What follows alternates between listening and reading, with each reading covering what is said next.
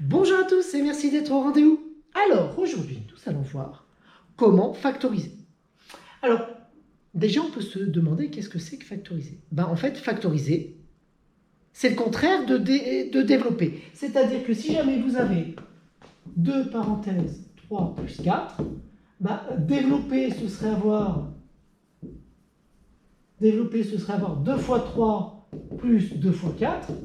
Et factoriser, c'est passer de cette expression-là à celle-là. Voilà, tout simplement.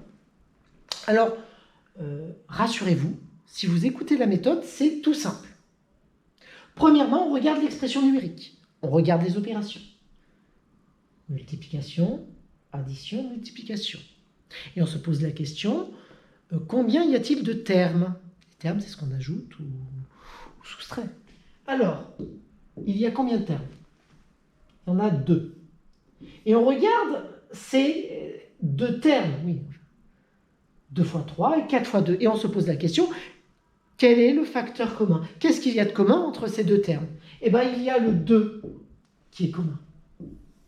Le 2 fois qui est commun. Donc, si je demande de factoriser, je vais mettre égal, je vais mettre le 2, parce que c'est le facteur commun. On peut mettre le fois ou on peut ne pas le mettre, peu importe. Excusez-moi, il est moche. Voilà. On peut mettre le fois ou pas. Et qu'est-ce qu'on va faire? Alors, il y a 2 méthodes. Il y en a qui disent, on écrit tout ce qui reste. Il reste 3 plus 4. On pourrait le faire comme ça. Ou il y en a qui disent, ce terme-là, 2 fois 3, je divise par 2.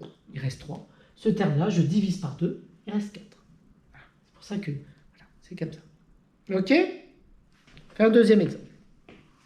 Si jamais j'ai cette expression-là, que je demande de factoriser, même méthode. 1, on commence par quoi? Regardez les opérations. Fois, moins. OK.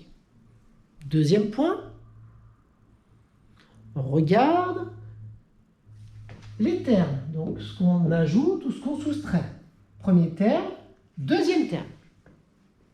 Ensuite, qu'y a-t-il de commun à ces 2 termes? 5 fois 4 et 5. C'est visible. C'est le 5. C'est le 5 qui est commun. Alors, qu'est-ce qu'on va faire pour factoriser? On met le égal. Sur le égal, on met le 5. On ouvre la grande parenthèse. Et là, c'est là où, finalement, les 2 méthodes que j'ai données avant, il y en a une qui est un petit peu mieux que l'autre. Si je mets tout ce qui reste, l'élève écrira 4 moins. Terminé. Tandis que si je divise par 5, il reste 4. 5 divisé par 5, il reste 1. En fait, quand il ne reste plus rien, il faut mettre 1, tout simplement.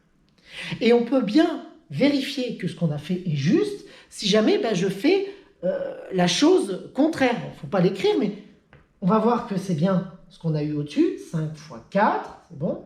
Moins 5 fois 1, c'est cool. 2 fois 3, ok. Plus 2 fois 4, ça y est. Okay. Bon. J'espère avoir été clair, puis je vous dis à très bientôt.